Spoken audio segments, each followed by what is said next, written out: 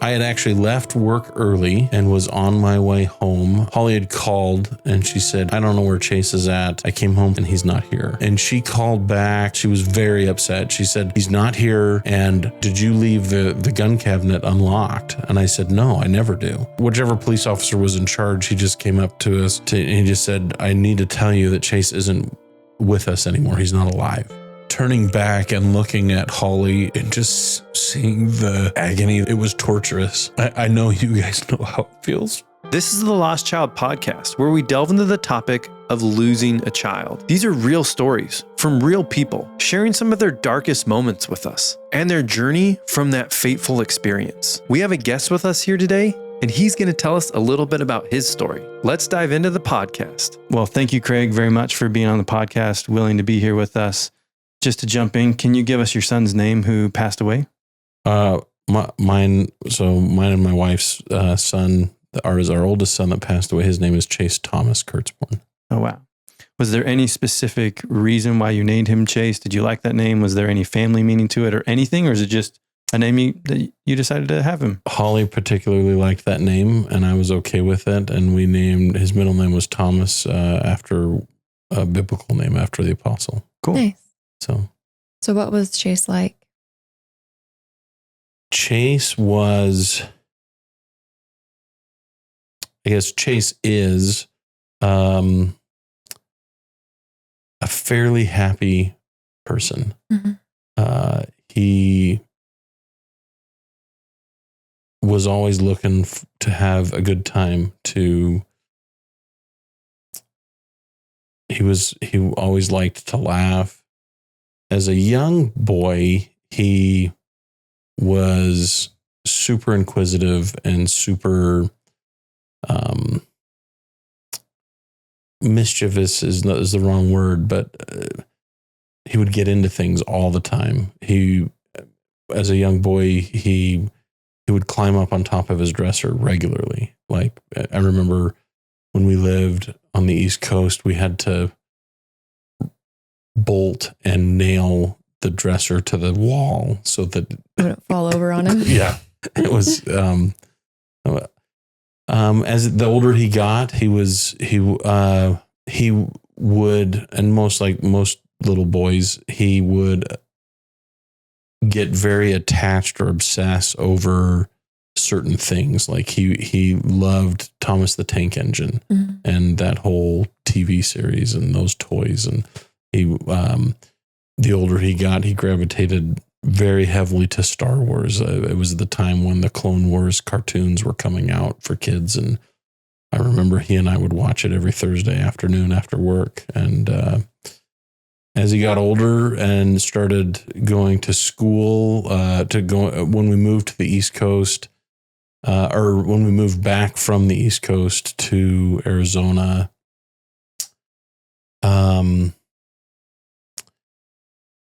he loved spending time with family.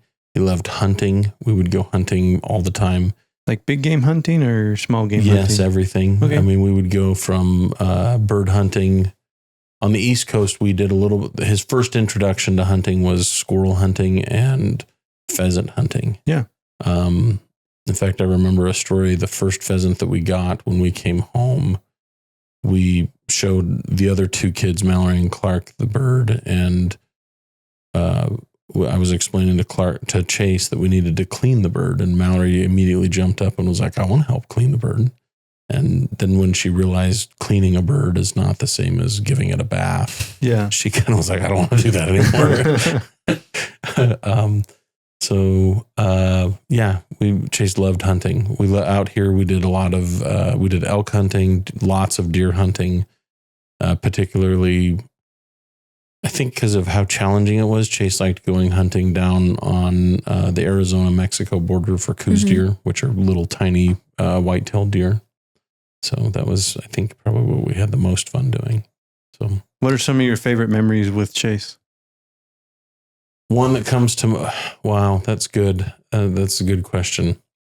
Going shooting, sighting in, long range hunting, rifles. He liked doing that. One one time when we were hunting down on the border of Arizona and Mexico. It was early in the morning. You climb up to the top of a hill and you overlook the valley and into the next valley and other hills. And you sit up on top of this hill, but just below the top of it so the deer can't silhouette you. But you have binoculars and you just glass for hours until you find them, and then you start tracking them. Mm-hmm. And one morning, me and Alan were, and Chase was there, but we were all glassing. And when we look over at Chase, he had propped up the binoculars just perfectly so that it looked like he was looking through them, but he was actually leaning far enough back that he was asleep. So he was just asleep there. That was fun. It's another good memory. Do you have one of all of you together as a family, you and your other kids and your wife? Yeah. In fact, it was 3 weeks before Chase died.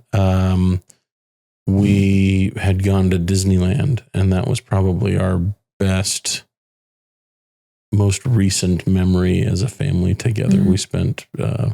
We went there because the ride in Star Wars Land, Rise of the Resistance, had just opened in Disneyland. And I think we were there 3 or 4 weeks after it had opened. And we went through, that's why we went. And so that was a great memory together. Good, cherished memory. What else do you like to do besides hunting? He liked computer games, liked video games, like most kids. He liked putting models together. He was fairly artistic. He liked animals in general. Like he kept an ant farm in his room. We had a bearded dragon that he had as a pet, a big lizard that he liked.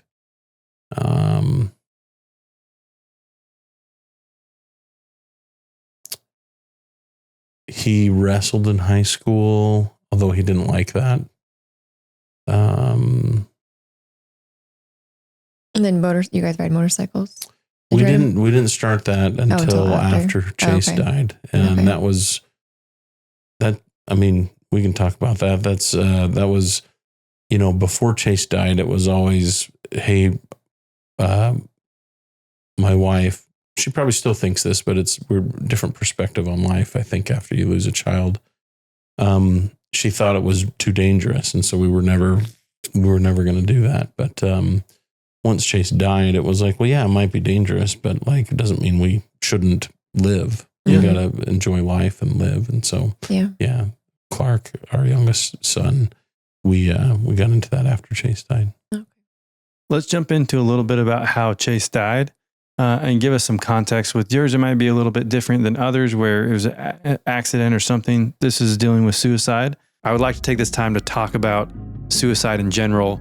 If you're a youth, I hope that you can use this podcast to understand how much a parent loves their child. They desperately want you to talk to them about any of the things that you're thinking, any of the things that you're feeling. It's normal and natural to have some of these thoughts and ideas, but your parents love you and they want you to talk to them about it, to help you work through some of these. If this is something that you struggle with, I'll put a helpline, a hotline on the screen to help with suicide prevention. Other than that, we love you, and please talk to your parents if this is something that you're struggling with. So give us a decent amount of context. And the reason why I say that is if there was anything prior to the suicide incident that happened that maybe you saw, or things that you worked with through him or with him or any of that. If there wasn't any of that, that's fine. But then also give us context of it, of how you found out about it, just kind of what happened all around there. So your first part of that question, what were some of the things that led up to his suicide and how did we deal with those? There wasn't very much. Yeah. It was a little bit of a shock to, I think, everybody that was involved in Chase's life. There was one time in 6th or 7th grade where he came home from school and had expressed some thoughts of, I don't know why I'm here and I shouldn't be alive type thing. But we tried to be, as Holly and I, we tried to talk with him about that and reassure him that we loved him and that we needed him here and those kinds of things. Although I don't know that maybe, well, not maybe,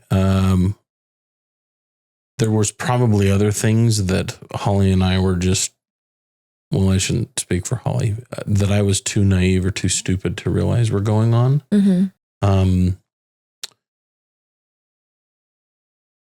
What do you mean? Like what kinds of things? I don't know. I wish I knew. One thing I would say is this is not an abnormal feeling. Like this is a completely normal feeling. And even other parents that we've talked to, their kids are really good at hiding stuff. And you can even look back at our own childhoods, when we're in that, we're in that youth. What are you telling your parents? Not anything at that age. When we're in that youth section, even from like 12, 13, all the way up into 17 and even into your 20s, it's not like you're super open with your parents about all the things that are going on. And generally speaking, I myself even hid things from my parents, right? And I thought I was pretty good at it. And come to find out, many kids are good at hiding things from their parents. So I can understand your sentiment of you were naive or dumb. Also, kids are really good at hiding stuff. Yeah, they are. Right? And Chase, after he died, looking through his cell phone and even having the police have to do like a deep dive into his cell phone, there were things that he was good at hiding. And we can look at that after the fact, right? So we can dig into some of that and in some sense to give us context and other people just awareness of some of the ways that people could hide stuff or live maybe a double life, however you want to explain that, right? That's he lived two different, I think even more than two. I think Chase compartmentalized his life and tried not to let those areas mix. That I think probably, and this is me looking back at it, right? This may or may not be actually the case, but I think he tried hard to keep those different worlds from mixing. Yeah. And I think that was a stressor in his life that was one of many things that led up to his death. So now you thought everything was kind of fine up until you found out that he actually passed away or that he was missing. Yeah, I don't know that I would say fine. We knew Chase was struggling with something, but we didn't know exactly what. Yeah. And he wasn't going to just tell you. No. Yeah. In fact, the week before he died, he and I think Holly was there, had a conversation about how it's okay that parts of life are hard. It's okay. And that's why we have families, is so that we can rely on each other through those difficult times. And that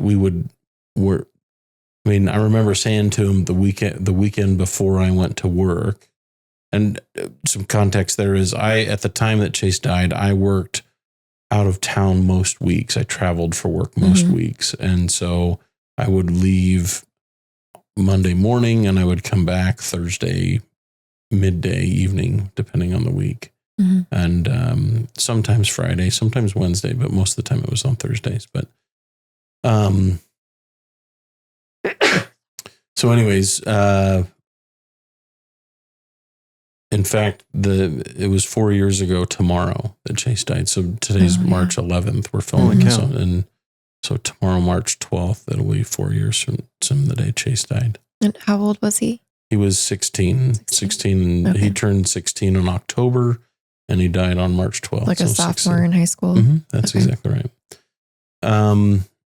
I had actually left work early and was on my way home, and I had picked up at a sporting goods store in Las Vegas. I was driving home from Las Vegas for work, and I had picked up some targets to go shooting that weekend with Chase, because that's what he had told me he wanted to do. Yeah. The last time I talked to Chase was Wednesday night via FaceTime when I was talking with Holly and Chase and Clark and Mallory, and I said goodnight, and I loved him. And Chase would always say good night and sleep well. He never. Sonny would always say, "I'll see you in the morning." That was a fun thing that she would always say. Yeah. And so her and I would say it back and forth to each other. "I'll see you in the morning," and she would go, "I'll see you in the morning." And so, yeah. Chase never said. He would always say, "I love you" and sleep well. He never said good night. Yeah. Mm-hmm. So here's also a reminder to subscribe and follow this podcast on whatever platform you're listening to. Now back to the podcast. anyways, I was coming home Thursday. I was south of Wickenburg coming towards Phoenix, and I don't know if I was on the Carefree Highway or not yet, but Holly had called and she said, "Hey, I don't know where Chase is at. I came home from picking up Clark and he's not here." Yeah. And I said, "Well, did you try calling his cell phone?" And she goes, "I did. He left it here in the house. I don't know where he's at." I said, "Well, did he say he was going with any of his friends?" And I said, "Go ahead and, call Jason and Natalie, which were my brother-in-law and sister-in-law live next door to us." And had he ever done something like this where he left his phone at home and went somewhere? Or was his phone kind of like most of us, where it was anywhere you go, you always have your phone with you? Anywhere he went, he had his phone with him. Okay. It was very, I'm sure there were times where he had left his phone, but it was never intentional and it was a problem, he would, if there is earliest convenience, would come back and get it type situation. Okay. But, so I said, call Jason and Natalie, I'm trying to think. One of Chase's friends lived on the street behind us. Call around and see if you can find him, and what was going on. And she called back about, I don't know, 20, 30 minutes later, 20 minutes later, probably, and was visibly upset. Visibly, it was over the phone. You could hear it. Audibly She was audibly upset. She was very upset. She said, "He's not here, and I think he's gone. And did you leave the gun cabinet unlocked?" And I said, "No, I never do." And she goes, "Well, it's unlocked." And I said, "Is there any guns missing?" And she said, "I don't know." And she started becoming pretty hysterical. Yeah. And she just said, "Did Chase take a gun? Is he going to," at first we thought, is he going to go shoot somebody other than himself? And I thought there's no way he would do that. But at that moment, you don't know. And I said, "Is there a gun missing?" And she goes, I don't know. And I said, "Well, I'm on my way home. Keep trying to look for him." And how far away were you at this point? I was on the Carefree Highway at some point in time. At some distance between the 60 at Wickenburg and the Carefree Highway and Lake Pleasant Parkway. I don't remember, to tell you the truth, very well. I do know that when I hung up with her, I started going as fast as I could.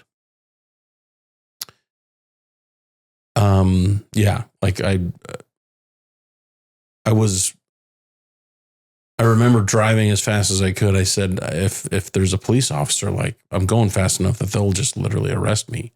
And I said, but I don't care. I got to get home and find Chase. Yeah. And when I got to Lake Pleasant Parkway, I was coming down. I was 5 minutes from home. And I had talked to Holly a couple more times through that time. I said, "We'll try to call everybody and we'll start looking for him. If he's out in the desert, or we'll start at the house and we'll start canvassing out until we find him." And she said, "Should we call the police?" And I said, "I don't know, but maybe try that." And, I don't remember if she'd called the police by the time I got home or not, but I got home and Clark and I immediately, we live right next to the Agua Fria wash, the Agua Fria River. And it's in Arizona, rivers don't actually have water in them, but so it's just a big sandy, deserty section next to our house, right? And Chase and his friends and cousins had always gone out to the desert fairly regularly, out into the wash. And had built a fort out there and would play out there pretty regularly. And I said, so Clark and I immediately started going out. I remember Luke Smith, who was a neighbor that lived across the street. He knew that Chase was missing, and he came out and started helping us look. And we all started wandering out in the wash looking for Chase, screaming his name, trying to find him.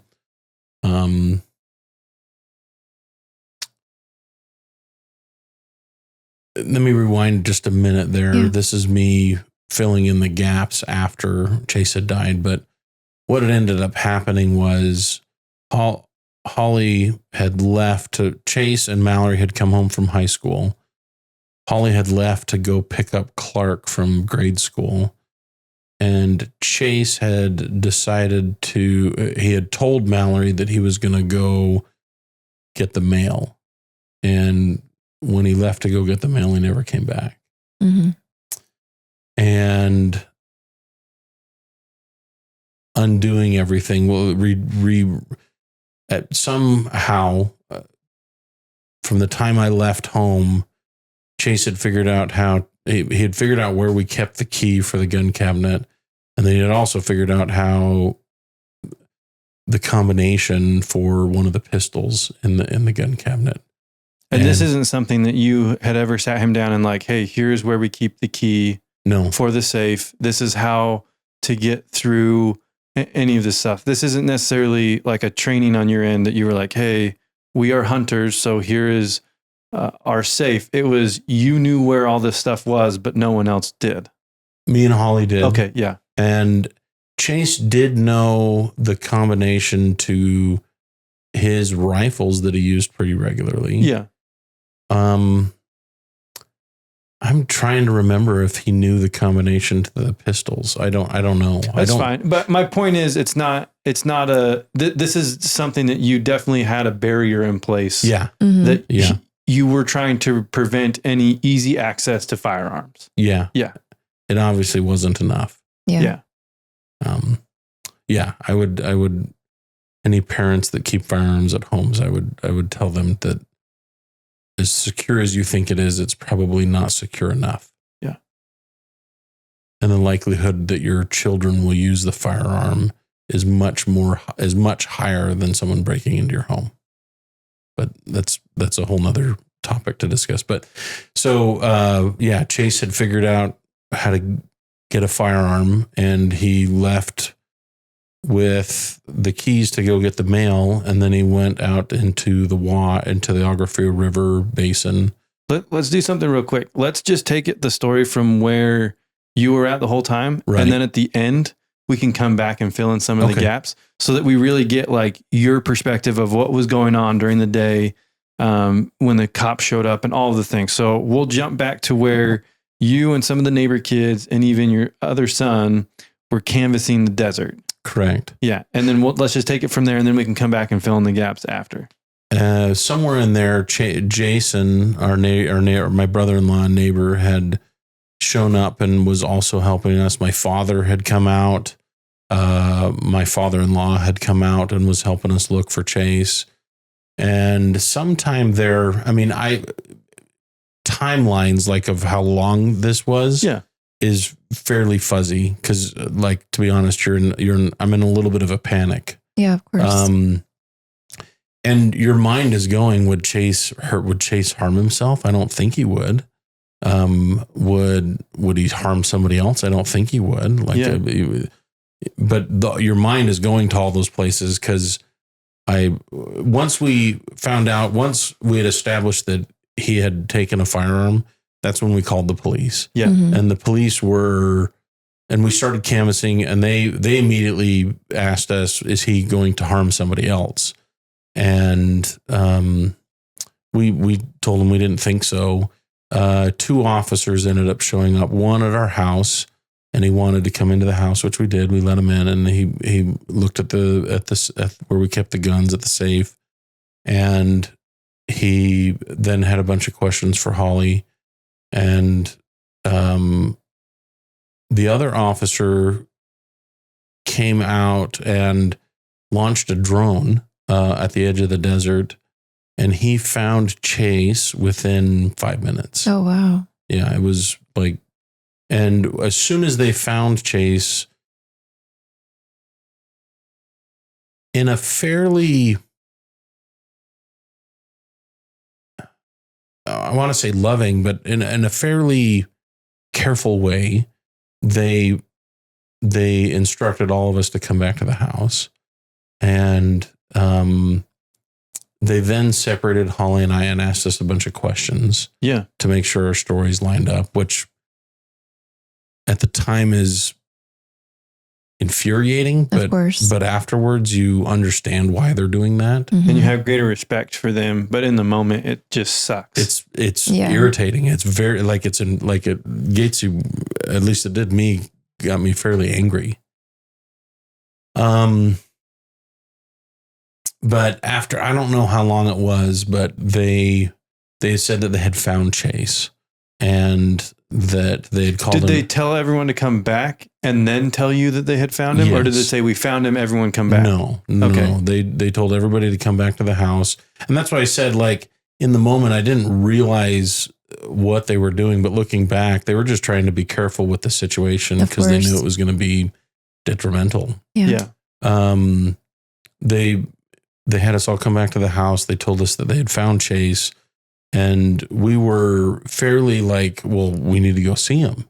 Mhm. And I don't know how long it was, probably a 5-minute conversation of why won't you let us go see Chase? At and by this time there were probably 4 or 5 police officers there. Yeah. And I don't remember whichever police officer was in charge. He just came up to us and he just said, I need to tell you that Chase isn't with us anymore. He's not alive. Yeah. And that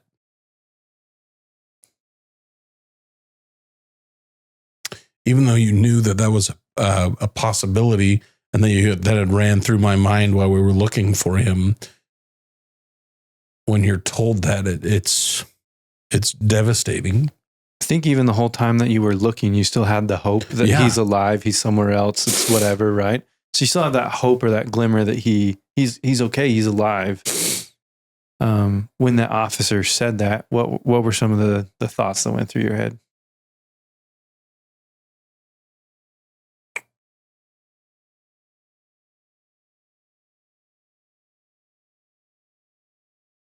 Pain. It's hard to describe. Were you able to stay standing? Did you collapse? Did you? No, I Okay. stayed standing. I actually turned away from the police officer. And I vividly remember, like, this is seared into my mind pretty heavily, turning back and looking at Holly and Mallory and Clark. And just seeing the agony that they were in. It was torturous. I know you guys know how it feels.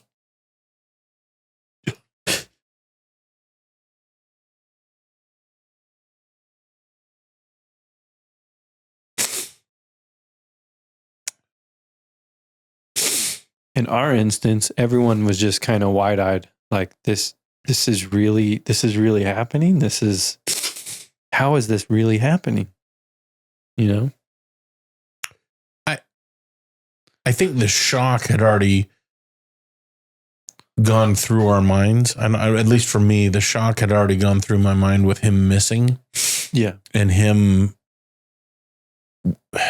once we realized that there was a firearm missing and that Chase had it, the situation had gotten so way outside of what I thought was even in the realm of possibility. Yeah. That I don't know that it was shocking. It was just it was a sense of failure. It was a sense of, I don't know really how to describe it outside of just pain. Like it hurt all over everything. So then the officer told you that Chase is no longer with us. And then what happened from there going forward? I'll be completely frank with you. It's fairly fuzzy. Yeah. I remember they invited us to come back into our house, and that there were medical people that were examining Chase. And I don't know how long we waited, but they initially said that they weren't going to let us see him before they took him to the morgue. Yeah. And through a lot of persistence from me, they allowed us to go see him. All the rest of you and Holly and your just me and Holly. Just you and Holly. They would not let anybody else see him. In fact, it was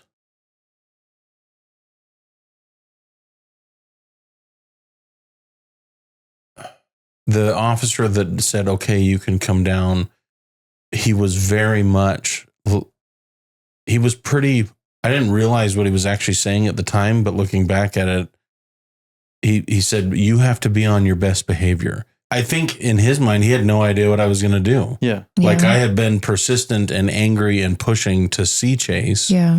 That he was like, "Okay, I'm going to let you do this, but you need to be on your best behavior, because if you're not, we'll remove you from the situation immediately." Yeah. And I was like, at the time, I think in my mind, I was like, I don't care. I just want to see Chase. Of course. And we went down, and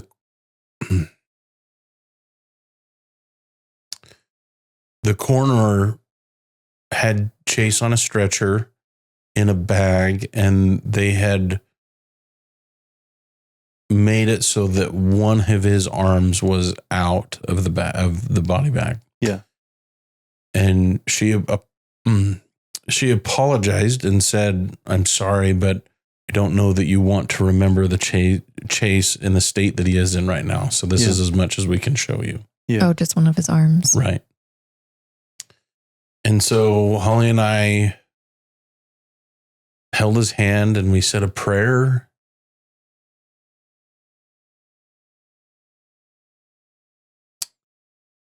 Ultimately, just asking Heavenly Father to watch over him and to forgive him,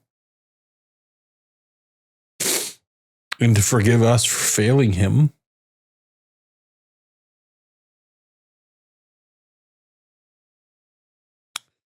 I don't really remember what else we said. It was a nightmare. Something that you never.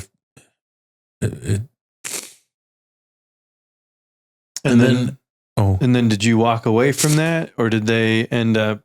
They drove away, or how did they that? They drove away. They ended up putting him into the back of a van, which I remember there were other people in there. Like there were other body bags in there. Oh, wow. Yeah. Like I didn't realize the number of people that died unexpectedly and in adverse conditions, how frequent that is. Afterwards, talking to the two of the many officers that were there, came by regularly afterwards, checking on us, and became decent friends. Yeah. That I still see. They're Peoria police officers that I still say hi to them every time I see them.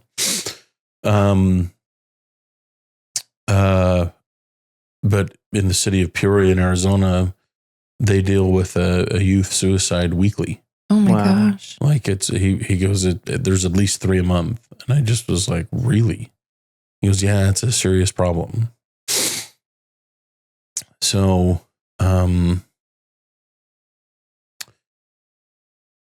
we went back to the house. By then, people had started coming over. Marlon Smith came over. Did somebody send him your way, or? I think so. I'm assuming that either. So Jason, my brother-in-law at the time, he was the leader of our congregation for our church. Mm-hmm. And he, I don't know if he contacted him. I don't know if somebody else did, but people just started showing up. Mm-hmm. Also, remember, this is 4 years ago. That's March 12th of 2020. Right during COVID. Like it literally is the day that they announced that school would stop happening. It was the day that they announced that it's a pandemic and that everybody needs to shelter in place type of stuff. And looking back at it, like I realize how difficult life was for people in 2020 with COVID and 2021 and all that stuff. And all of the, I don't know what the right word is, but all of the government mandates, all of the unknown. Yeah. The isolation and the unknown, right? That for me and Holly and our family, we never experienced that. It was just the grief of losing Chase. Yeah. And I don't know that I ever even thought about wearing a mask until 9 months after he had passed. Like we just didn't care. Didn't care. Didn't even like, just didn't matter. Yeah. So then after all of that, the cops started looking into like his phone and stuff and found things. They because it was a suicide, because they did a full like investigation so that the words that the officer used was to make sure that there was no foul play. And I said, could there have been? And they said, we don't think so, but we have to do our due diligence. Of course. So they asked if they could have his phone. They asked if they could, I don't know if fingerprint is the right word, but they wanted access to all the firearms that we had, which they didn't ever remove them from our house except the firearm that Chase used. But I think they took note of all of them, the serial numbers and that kind of stuff. And because of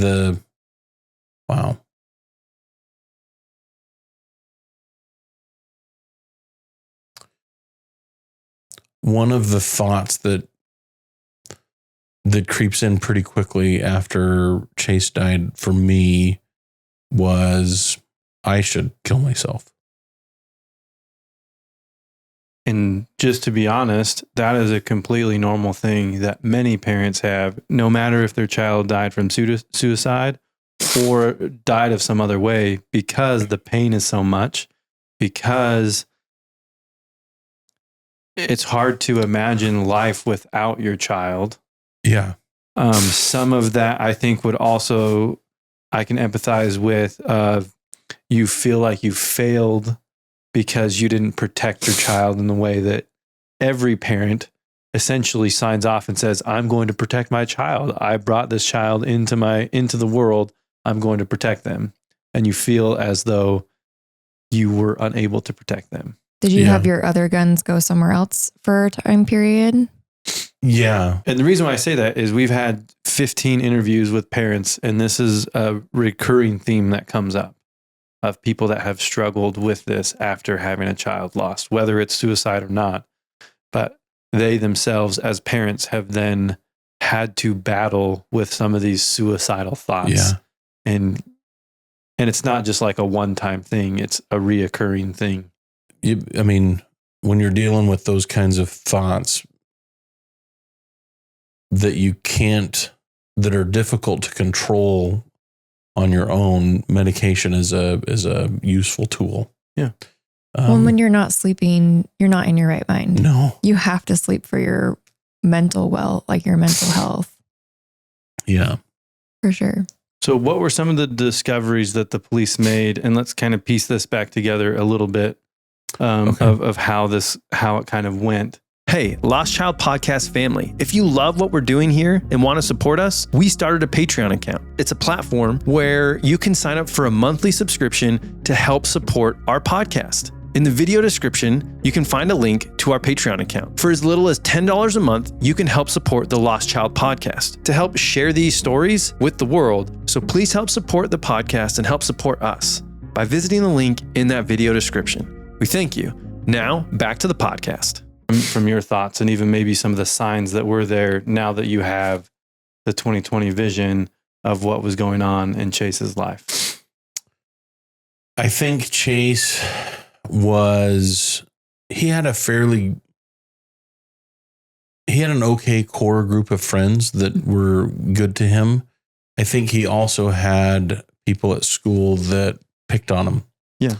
I think his access to social media was one of the influences on him dying by suicide.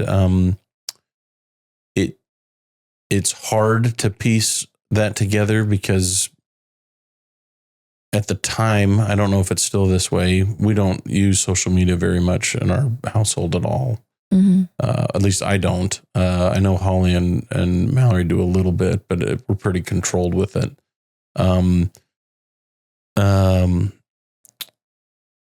There were some things that the police could recover from Snapchat that I guess Snapchat's the app that once you post something, it goes away disappears pretty after a quick, while. yeah. It actually doesn't disappear. It just goes up in the cloud somewhere. But it does eventually get to a point in history that becomes difficult and or impossible to find. Yeah. And piece back together appropriately. So the police were able to put together Snapchats that went back about 28 days. And yeah, Chase had lots of, I wouldn't say lots, had communications with people about suicide leading up to his death. Oh, wow. Right. Which I mean, I don't know. I don't know what the right, I would tell parents that have kids that use social media, like, please make sure they know that it's okay that you have access to it on if they're under 18, like it's something that you need to check on regularly, which we thought we did enough, and obviously it wasn't enough. So were these other people like encouraging it or? No, I wouldn't. I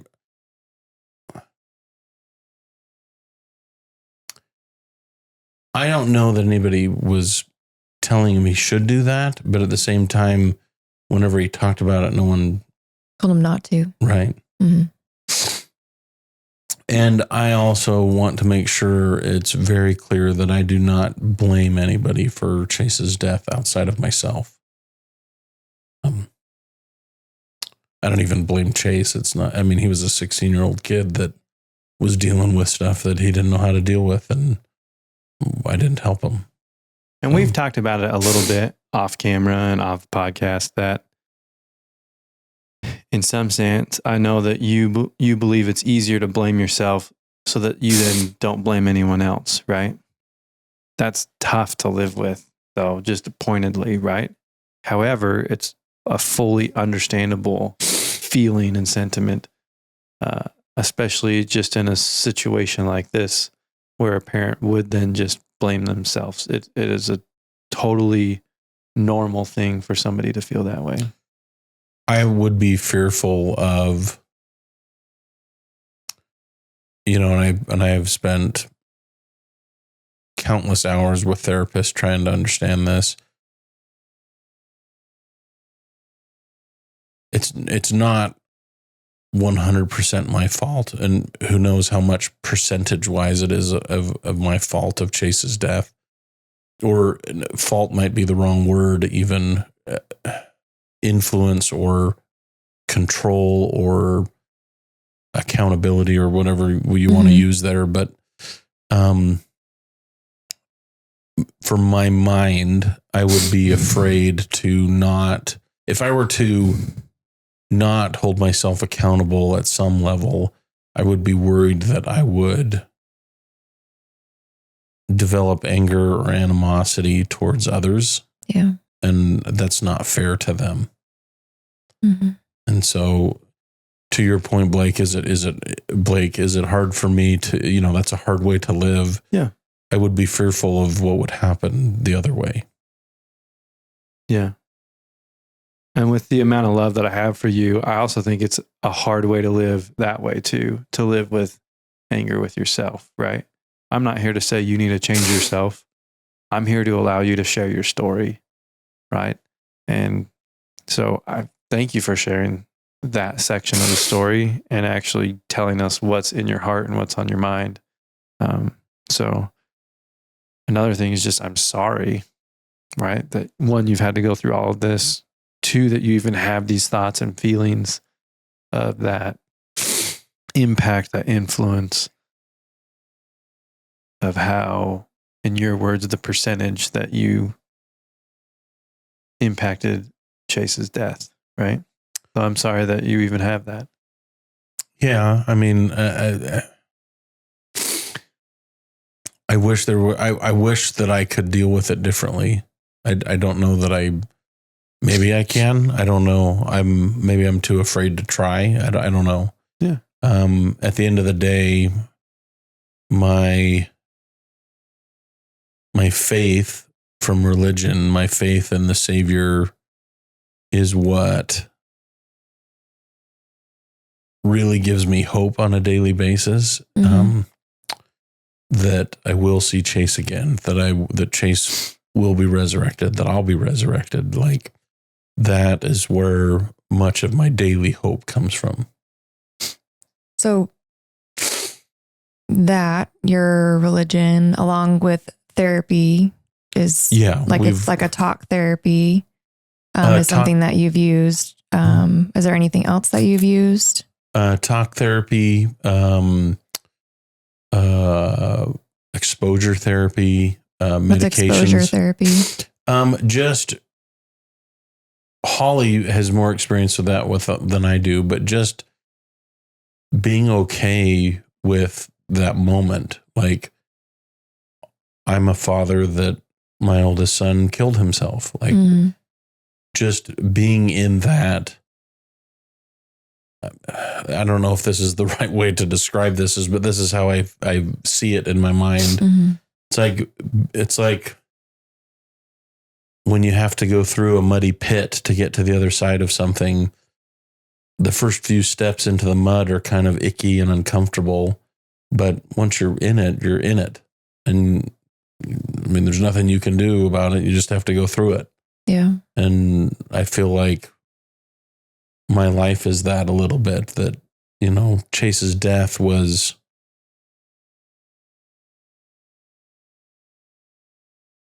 earth-shattering. It was life-changing. It was terrible. But you just have to,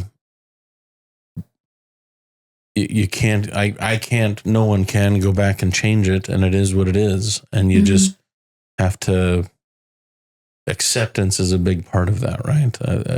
Accepting the fact that I was trying to be a good father. I was trying to be a good husband. I just wasn't good enough.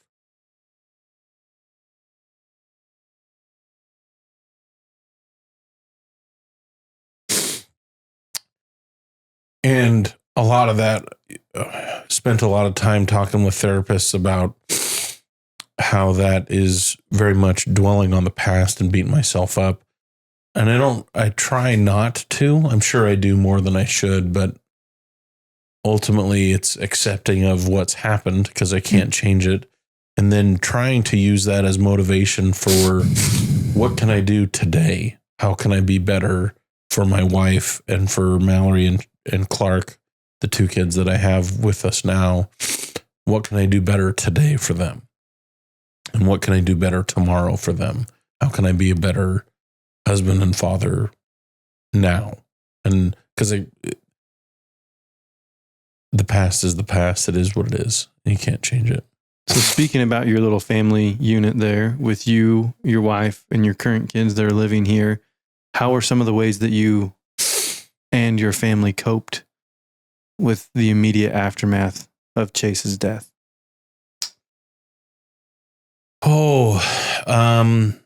Not well. The first few days or weeks, the planning of the funeral was just kind of, we were just there. Going through the motions. We were just there. I mean, I'm sure you guys can relate. It's just, you're just kind of numb to everything that's going on. And this is during COVID too, right? When all this gets taken off. So you probably can't really have a huge funeral like you maybe would have wanted. To be honest, the city and the bishop at the time, the religious leader at the time, who was our brother-in-law, was like, we can't have a huge gathering of people. And this is going to sound bad to say, and I hopefully that it doesn't matter if people judge me for this or not. It is what it is. It happened. I just said, Jason, I don't care. Like, I'm going to tell everybody that I know that Chase is dead and that there's a funeral for him on this date. And if they want to show up, they can. If they don't want to, that's okay too. Yeah. Yeah. Understandable. And so, we, I don't know if it was 2 weeks. I think it was 2 weeks after Chase died that we had a viewing on a Friday night, and we had a family wake or a family viewing the Saturday morning, and we buried Chase Saturday afternoon at Arrowhead Memorial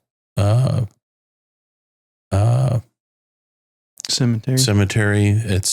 Do you still visit his grave regularly? On a frequent basis? Very regularly. Yeah. Yeah. You guys were able to have a viewing with his injuries? Yes. Yeah. They, Good. So then moving on from there, how are some ways that you and your family coped with this loss? We all slept in the same room and in the same bed for a long time. I honestly don't know how long it was. Mm-hmm. And how old was Mallory and Clark at this time? Mallory was 14 and Clark was 12. Wow. Yeah. And it was hard to be alone. It was hard to... Did you guys have family constantly at the house? Family and friends? Was that good or bad if they were there? Yes. Kind of a little bit of both. Mm-hmm. Yeah. Mm-hmm. I mean, there were times where you didn't want them there, but then when they weren't there, you wanted them there. Yeah. Like, it's just kind of, there's, I feel like, I don't know if this, maybe I would be interested in your guys' perspective. I feel like nothing was right. Like, it didn't matter what the situation was. I wasn't satisfied with it at all. Mm-hmm. Like, whether family was there, whether no one was there, whether it was a quiet evening, whether we had something planned, like, there's just there's no sense of satisfaction. There's no sense of joy for a very long time. I don't know if that was your guys' experience. It was. How long do you think it was until you experienced joy again, or until you experienced happiness again?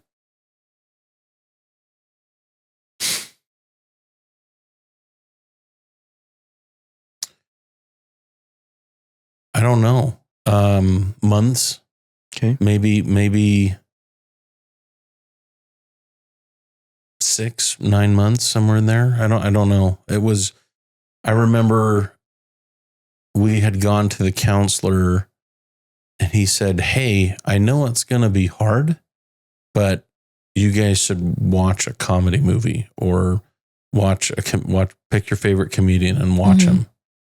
And I know you're going to not want to laugh, but that's okay. Don't laugh. But just watch it. Like, do something to distract yourself. Yeah. And to be in the moment together." Were all four of you seeing a counselor at this point? No, mainly just Holly, and we went to a counselor as a family multiple times right out of the gate for probably the first 3 or 4 months. And because of COVID, it was really awkward because you were doing Zooms and I remember Clark, after the second or third one, he just goes, "I don't want to do that anymore. It's way too weird. The guy doesn't know who we are. He doesn't, I know he's trying to help, but he has no idea what we're going through." Exactly. And I was just like, "You're not wrong. Like, if you don't want to do it, we're not going to force you to do it." Yeah.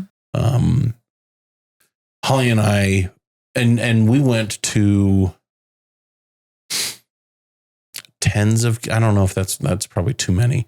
We went to a lot of counselors before I narrowed in on one that I felt was effective for me. Yeah. And Holly has gone to a different counselor, and we've gone to a counselor together that's different. And it really depends on what works for the people that need the counseling. I would encourage anybody that is seeking counsel from a therapist or from a psychiatrist, like, it's okay to try different ones until you connect with one. Yeah. So, do you feel like that's been the most helpful thing for you, is therapy, or what's been the most helpful for you? the most helpful thing for me is to talk about it, whether it's with a therapist or whether it's with other people, like just anybody. Yeah, is talking about it. But then also the most helpful thing for me has been to, one, study the Savior and study the scriptures. Yeah. And two, spend a lot of time trying to think about how God views each individual person, how the Savior views each individual person. Yeah. And just the amount of love and compassion that he has for each one of his children, and how much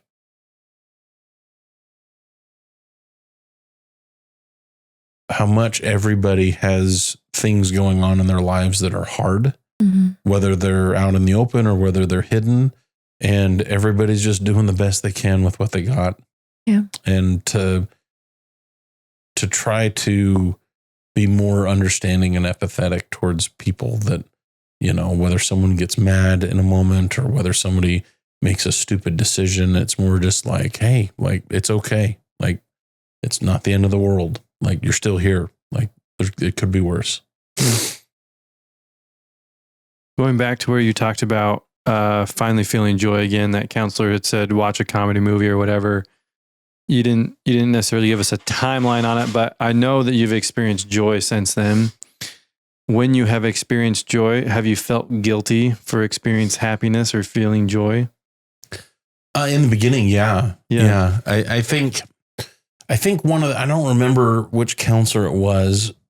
I'm going to gesture for a second. I don't remember which counselor it was, but actually I do know. It was my cousin that I grew up with, who is a therapist, professor. He's a professor at TCU for therapy. And he and I would talk weekly. Yeah.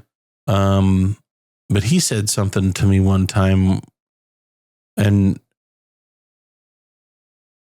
when an event like this happens in your life, it's like you're on a hiking trail going up to the top of a mountain. And when your life starts, you get to have a backpack and you put all kinds of life experiences and life emotions and memories and things that are important to you. You put these blocks in your backpack and you carry it with you as you go up to the top of this mountain.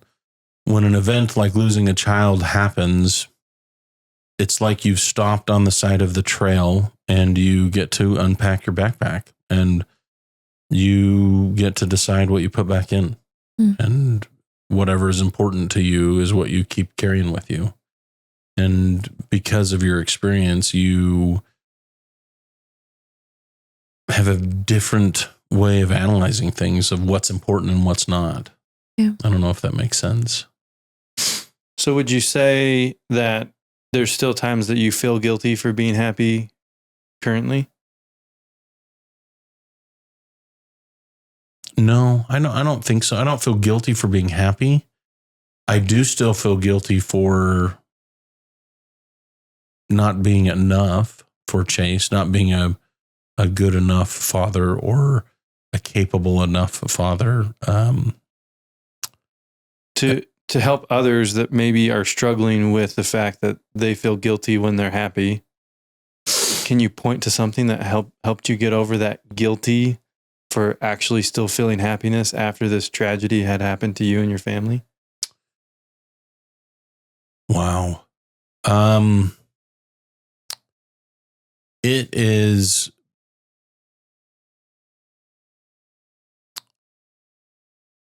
So with my faith and my religion, I believe that death is not necessarily the end of an individual. Yeah. It's much like going through a doorway into another room, right? You still exist. You're just in a different room. I think Chase still exists. I think that he can see and oftentimes, unbeknownst to us, interact with us. And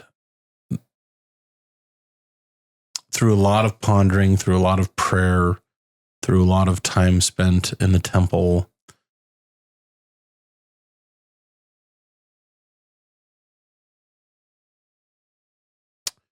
and through a couple of sacred experiences,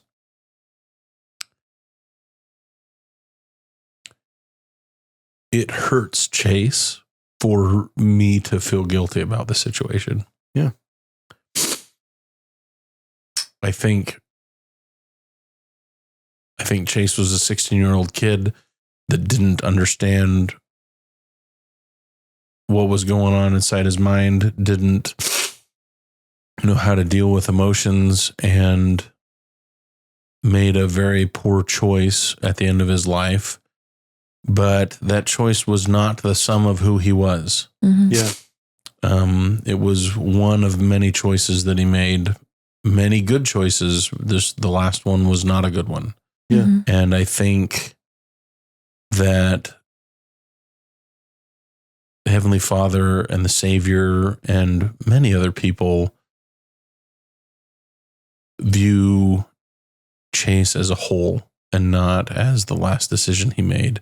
And so for me to...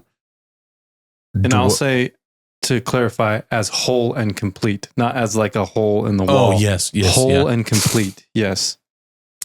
As his entire life, his complete life, that's actually a good clarification.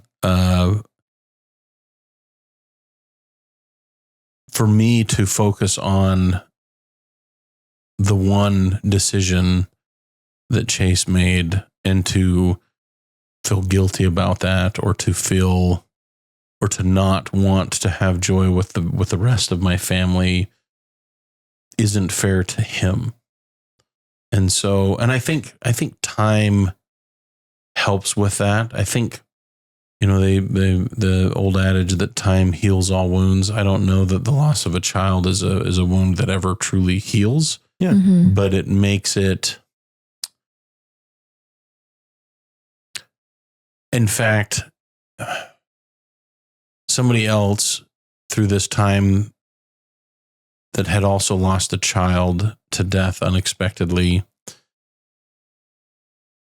he described it this way. He said, losing a child, especially in the way that we lost Chase, and not that losing a child any other way is less difficult, but he said it's like, I'm trying to remember how he described it. He said, have you ever been to Hawaii and you see the people that walk across the coals in the fire, and it's kind of like a show that they do? In the moment, you get real pumped up, and it's really not that hard to walk across hot holes if you get yourself mentally in the right state of mind and excited, and you can do that. You still end up with blisters on your feet at the next day. Like, it still burns your feet. He said, losing a child is like being dropped out of a helicopter. Is like having someone cut off your arm, being dropped off out of a helicopter into the middle of a donut of hot coals, and you have to get off the hot coals. Like, there isn't a way. You have to go. It doesn't matter which way you choose. You have to get off the hot coals. And you're also trying to mitigate the loss of an arm, and you're bleeding, and losing a child is like that. Your arm will heal, the wound that is left from missing an arm will heal. You'll still have an arm lost. And there's plenty of people that can function in life without an arm. And people do it all the time. Life is different for them, but they still do it. And the blisters from your feet of walking across the coals, they'll heal, but your life is forever changed. It's never the same. So I don't know if that makes sense. Yeah, it does. Well, a lot of what we've talked to other people about is the exact thing that you said is, yes, there is the statement that time heals all wounds, but then every parent that has been in here has said, but losing a child is a wound that I don't think will ever heal completely. It makes it easier to walk with it, to still live with the fact that this happened. Time allows that to be easier, but it's not a wound that's ever, at least from everyone we've talked to, that's 100% gone. It's something that's always there. Another lady described it as her heart has been healed, but it's still like a scab crusted. And sometimes it weeps and sometimes it gets chipped off a little bit and then bleeds even more. It's something that, yes, it's healing, but it's not something that's ever going to be completely healed. Yeah. I think that's a good way to describe it. One thing too is we talked about it a little bit earlier, but how did this change your parenting? How did losing Chase change your parenting? That's a really difficult question to answer. I guess first off, did it change your parenting? Yes, 100%. Okay, and then how did it change your parenting? I probably am more. I know that I am more sensitive to my children's emotional needs than I ever was. I probably coddle them at times more than they should be coddled.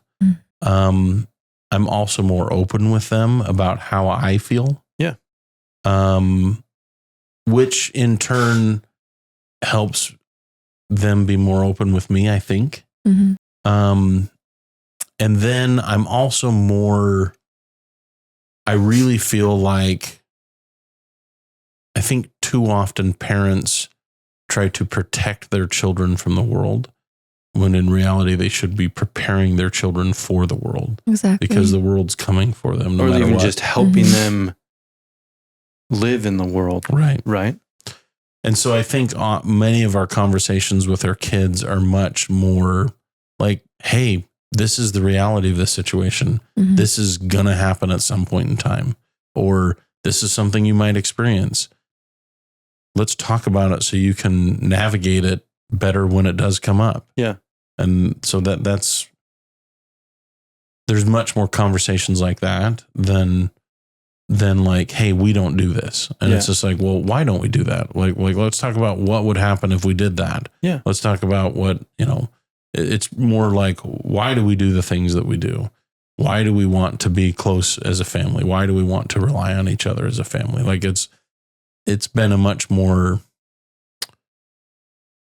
open conversation. And then also at the same time, there are times when I've sat both my kids down individually and said, hey, this is something you need to do on your own. Like, you're going to struggle through this and it's going to be hard. I'm here for you if you need it, but you need to do this. Yeah. Mm-hmm. And oftentimes they're mad about that, but it is what it is. And they're not, I shouldn't say they're mad. They're not mad. I think maybe if anything, I would say frustrated or frustration, because frustration is part of the learning process. Correct. If you think of learning a math problem, or you think about riding your bike or learning to snow ski, there's always this frustration point where you can mentally see yourself doing it, but you can't make yourself physically do the thing. And it's just the nature of learning. There's a frustration point to it. Correct. And sometimes that outlashes as anger or irritation, right? Yeah. Yeah. So I think that's how it's changed. I don't know. I think there's benefits to my parenting style from losing Chase, and there's disadvantages to my parenting styles from losing Chase. I do think that Holly and I are more open about things that we want to purposefully or intentionally parent our children on. And that comes with disagreement sometimes. Like some of the things that I think is important to teach our children, Holly disagrees with the way that I want to do it, or sometimes I disagree with the way that she wants to do it. And it's promoted more conversation, which has been good. Yeah. Do you feel like your relationship with your kids and Holly have gotten better since before Chase passed away, or have they been worse? I would say yes, both. There's been times where it's been worse. I will say it's mostly better because, and I know anybody that's lost a child realizes this, how important each person in your family is, and how unimportant so many other things are. That is, I think, even my kids realize that, how important each person is, how important each person's feelings are. And if you damage those feelings, it's okay to apologize. It's okay to say sorry. It's okay to accept someone's apology. It's okay to that, which I think we were doing before, but the loss of Chase makes you understand it at a level that is difficult to describe. I don't know if you guys, I'm trying to think if you guys have talked about this on the podcast before. One of the things that really helped me understand how to process losing a child and trying to explain how I feel to other people, what came from reading, it was a synopsis of Plato's Cave, which is a story from Greek philosophers about how people's minds work. But it's a story about people that are stuck inside a cave that are chained up to a wall that they can only look in one direction. And behind that wall, elevated above that wall, is a fire or a light. And there are people that are walking back and forth between the source of light and the cave wall, and the wall that the individuals that are chained up to are looking at a wall, and they see the reflection of whatever silhouettes they see between the light. And that is the world that they know, and that they spend time cataloging the different shades of light and the different silhouettes that they see. And that is the world that they live in. At one point in time, one of the people that live on this wall escapes from their binds, and they can look around and they see that, hey, there's a fire behind us, and hey, there's a cave, and there's an entrance over there, and I'm going to go out that entrance. And they see, when they go out of the cave, they've lived in the world that they've lived in for so long that in the beginning, the sunlight, when they get outside the cave, is so bright that it's difficult for them to see or comprehend almost anything. But in time, they adjust to the light. They start to see the sky and water and grass and flowers and trees and animals and other people. And they see this entire new world that is amazing and beautiful. And they go back to the cave and they try to explain to their other fellows that are trapped on that wall looking at silhouettes. They try to explain, hey, you can leave, and there's this whole other world that's out there that's amazing, that's way better than what we have in here.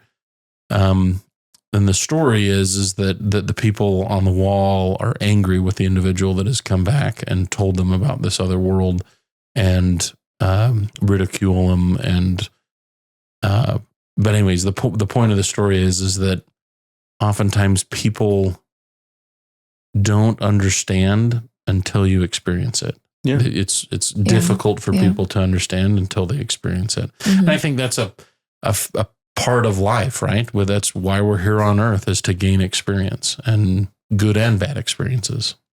Do you feel like your relationship with your extended family got hindered in any way, or that got stronger I would say stronger generally. So at any point, did any of your family tell you that you needed to get over the fact that you lost Chase and move on with your life? I think, yes, something like that did happen. I don't think they meant it hurtfully. Yeah. But yeah, I did have family that did say, you shouldn't be dwelling on this anymore. You should be living for the wife and kids that you do have. And yes, that is part of the motivation of getting up every day. Yeah. But you don't want to hear that. Well, but I think it goes to your point of the reality is it's coming from somebody that hasn't experienced what you've experienced. Exactly. Right. And so it's easy from an outside perspective or to be in the cave chained to the wall and be like, what the heck? Like, come on, man. Yeah. Right. That's exactly right? what, yeah. And so as much love as they do it with, or their intent behind it, they haven't lived your lived experience. They don't understand what it's like to lose a child and the amount of deep scarring and pain that is there that you can't just ignore. You can't just hop over. It's something you have to learn to live with for the rest of your life. And those emotions come, I mean, it'll be 4 years tomorrow since Chase's death. Those emotions still come at moments when you don't want them to come. Yeah. Mm-hmm. And they come in moments when you do want them to come. There are times where I'm sad and I miss Chase and I want to sit in that moment and be sad for a little bit. Yeah. But then there's other times where I'm at work and, oh my goodness, something reminded me of Chase and I've got to deal with those emotions. But then I always try to explain it this way to people, that those emotions are there all the time. If you want to dwell on the loss, if I wanted to dwell on the loss of Chase, it's really easy to go there. Yeah. It's Yeah. always there. But that's not constructive for my wife and kids today. Mm-hmm. And so, yeah, those emotions do come up from time to time, some days more often than others. And sometimes the situation is that I can sit in those moments and miss Chase and feel sad or angry at myself or whatever. But then there's other times where the reality of the moment is I need to, okay, yes, I'm going to acknowledge those emotions are there, but I need to set them down and focus on the moment. And I'll come back to those later. And I think that's a skill that I never wanted to learn that I have. That is something very hard to do, to be able to put those emotions like, okay, I'll worry about this later. I'll deal with it later. Compartmentalize them. Yeah. I'm not good at that at all. Well, that's okay. I mean, yeah, that's okay. I don't know that I'm good at it, but it's something that I try to do. Yeah. From a coping standpoint, is there anything in the last 4 years that you've learned that you wish you could go back to yourself right after and say, do this first or do this sooner? Right after or right before? Right after. So helping you cope with the fact that Chase died. Anything that you've learned in the last 4 years that you wish you could go back and tell yourself, hey, do this. It'll help you to walk through this grief better.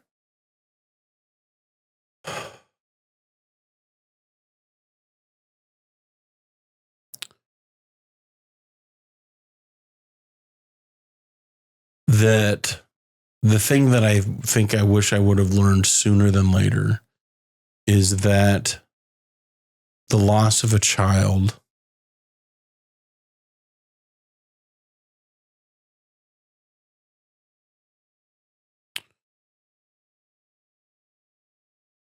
I'm going to try to make it through this. I don't know if I can. The loss of a child is a tool that Satan will use to bring all types of discouragement and frustration into your life, and self-doubt and unworthiness. And there are so many things that he can attack your mind with the loss of a child.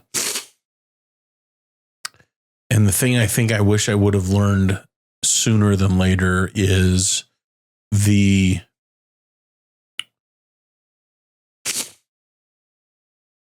I don't know if this is going to make sense, and I can try to explain it.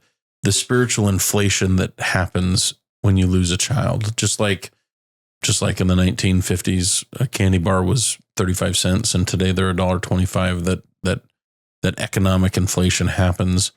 I think in life in general, I think in today's world, there's spiritual inflation happening anyways. But I think with the loss of a child, that inflation happens even more, where I need to do more in my life. Like, I had a very dear friend tell me this after Chase had been gone for a while, and I was struggling, feeling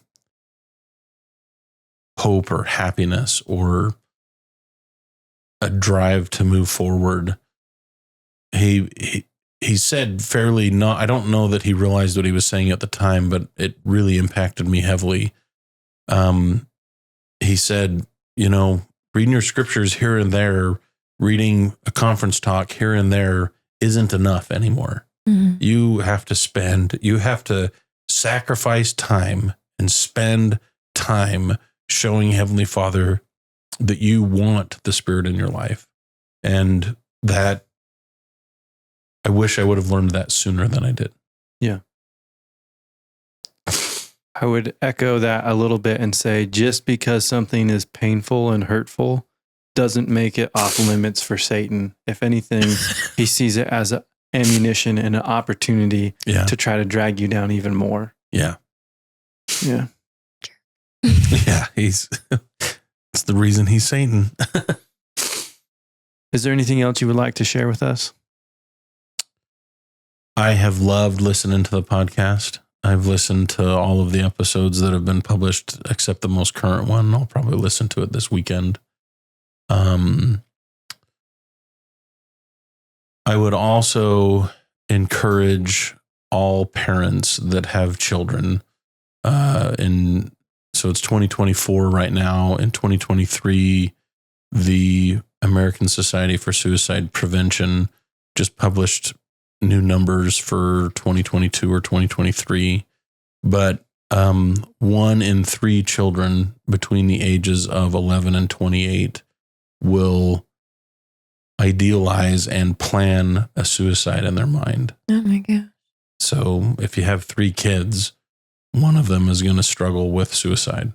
They may not attempt suicide, but they will think about it and plan it out in their mind. And I think it's important for parents to be open with their kids about it and say,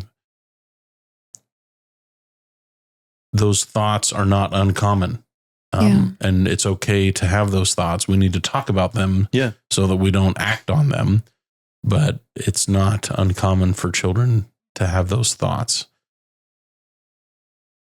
And at the same time,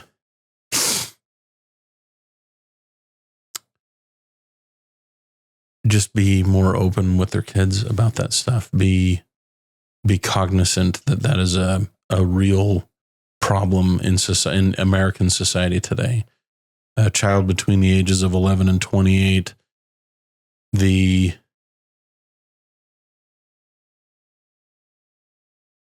number 2 cause of death is suicide. Wow. So they're more likely to die by suicide than they are from an accident. So it's just a problem that I think our society doesn't address. And I think mental health and people struggling with the way that they process the world is the root of many of the problems that we have in society. That I think people try to address the symptoms that society has and never deal with the root cause, which is totally people's minds not being right, or people's minds just not being able to be understood by others. And let's talk about how you feel. Let's talk about how, and I think that's probably the biggest problem we have with Western civilization today. Mm-hmm. Agreed. So, thank you very much. We just want to thank you for being on the podcast, Craig, for taking the opportunity to be here. We're deeply sorry about Chase. We're thankful that you're here. Hopefully this is a way to honor him, to remember him, and to share his story and to help other people. Thank you. Thanks for being here. Yeah. Thanks for joining us on the Lost Child podcast. If you enjoyed this, please subscribe. And remember, shine bright, and we'll see you in the next episode.